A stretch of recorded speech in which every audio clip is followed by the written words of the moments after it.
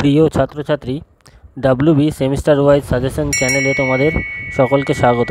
তোমরা নিশ্চয়ই অবগত যে সামনেই তোমাদের দ্বিতীয় পর্যায়ক্রমিক মূল্যায়ন শুরু হতে চলেছে। এমন অবস্থায় আমি তোমাদের সামনে বিষয়ভিত্তিক কিছু প্রশ্নোত্তর নিয়ে উপস্থিত হয়েছি, যেগুলি পরীক্ষাতে আসার প্রবল সম্ভাবনা রয়েছে। আজ আমি তোমাদের সামনে পঞ্চম শ্রেণীর দ্বিতীয় পর্যায়ক্রমিক মূল্যায়নের পাঠ্যসূচি এবং আমাদের পরিবেশ বিষয়ের বেশ কিছু প্রশ্নোত্তর নিয়ে এসেছি। তোমাদের এই পরীক্ষাটি হবে 20 নম্বরে এবং যার জন্য তোমরা সময় পাবে 40 মিনিট। এবার দেখে নেওয়া যাক এই পরীক্ষায় তোমাদের পাঠ্যসূচি কী। প্রথম, পশ্চিমবঙ্গের সাধারণ পরিচিতি। দ্বিতীয়, পরিবেশ ও সম্পদ। তৃতীয়, পরিবেশ ও উৎপাদন।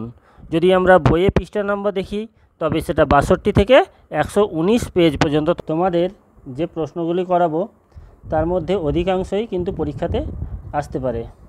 চলো আর দেরি না করে শুরু করা যাক। একের দাগের প্রশ্ন, সঠিক উত্তরটি নির্বাচন করে লেখো, যে কোনো চারটি। একের দাগের প্রশ্নটি হলো, বঙ্গভঙ্গ হয়েছিল 1947 খ্রিস্টাব্দে, 1905 খ্রিস্টাব্দে, 1908 খ্রিস্টাব্দে, 2004 খ্রিস্টাব্দে। এর সঠিক উত্তরটি হলো 1905 খ্রিস্টাব্দে। পরবর্তী প্রশ্ন, আজাদ হিন্দ ফৌজ গঠন করেছিলেন সুভাষচন্দ্র বোস, ভগৎ সিং, সূর্য সেন। সঠিক উত্তরটি হলো সুভাষচন্দ্র বোস। পরবর্তী প্রশ্ন, ইংরেজ শাসনের বিরোধিতা করার জন্য বেত মারা হয় ভগৎ সিংকে, প্রফুল্ল চাকিকে, সুশীল সেনকে। সঠিক উত্তরটি হলো সুশীল সেনকে। পরের প্রশ্ন, গাঙ্গেয় সমভূমির দক্ষিণ অংশটাই হলো মালভূমি, সুন্দরবন, সমভূমির অংশ। উত্তর সুন্দরবন। পরবর্তী প্রশ্ন, পশ্চিমবঙ্গের সুন্দরবন অঞ্চলে মনুষ্য বসতি রয়েছে 102, 48, 54, 35টি দ্বীপে। সঠিক উত্তরটি হলো 35টি দ্বীপে। পরবর্তী প্রশ্ন, প্লেগ রোগীদের সেবা করেন স্বামী বিবেকানন্দ, ভগিনী নিবেদিতা, কল্পনা দত্ত।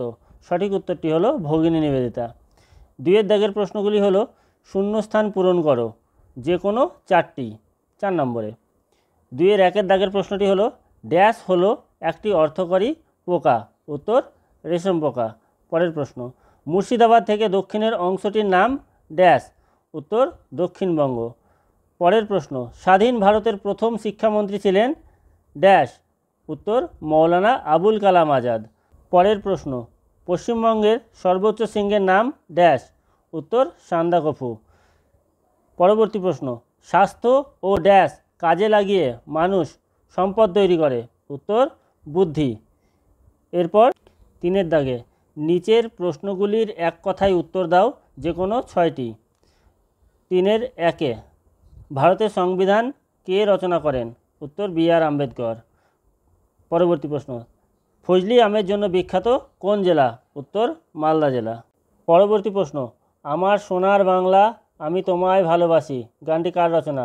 উত্তর রবীন্দ্রনাথ ঠাকুরের রচনা। পরবর্তী প্রশ্ন, মহানন্দা নদীর জন্মস্থান কোথায় লেখো? উত্তর দার্জিলিং জেলার ডাউহিল। পরবর্তী প্রশ্ন, গান্ধীবুড়ি কাকে বলা হয়? উত্তর মাতঙ্গিনী হাজরাকে গান্ধীবুড়ি বলা হয়। পরবর্তী প্রশ্ন, একটি নদীমাতৃক সভ্যতার নাম লেখো। উত্তর সিন্ধু সভ্যতা বা হরপ্পা সভ্যতা। পরবর্তী প্রশ্ন, পশ্চিমবঙ্গের কোথায় রেল ইঞ্জিন তৈরির কারখানা রয়েছে? উত্তর চিত্তরঞ্জনে। কোন গাছের শ্বাসমূল দেখা যায়? উত্তর সুন্দরী গাছে শ্বাসমূল দেখা যায়। 4-এর দাগে, নিচের প্রশ্নগুলির সংক্ষিপ্ত উত্তর দাও, যে কোনো 3টি। 2 × 3 = 6।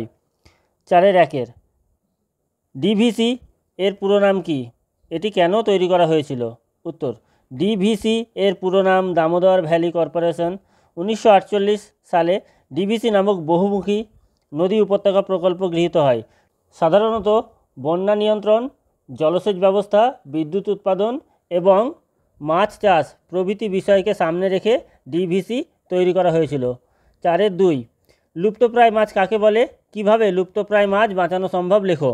উত্তর, যে সমস্ত মাছ আগে অনেক দেখা যেত কিন্তু বর্তমানে সংখ্যায় খুব কম দেখা যায় তাদের লুপ্তপ্রায় মাছ বলে, যেমন ন্যাদোস।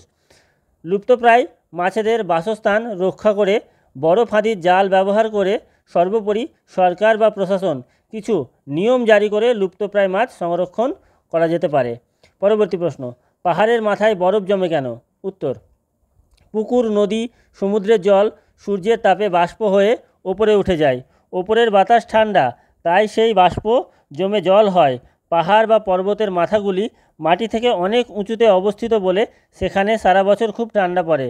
ঠান্ডা বেশি হওয়ায় জলকণাগুলি এখানে তুষারে পরিণত হয়। এই তুষার কণাগুলি জমে বরফে পরিণত হয়।